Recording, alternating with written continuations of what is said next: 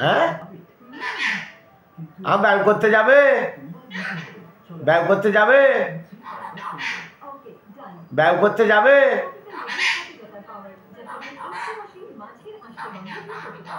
আর তুমি বই পড়েছো মিটি মিটি দিদি আর তুই বই পড়ো তো বি সি বলো এ বি সি একটু 1 2 বলো তো মিটি একটু 1 2 বলো ভালো করে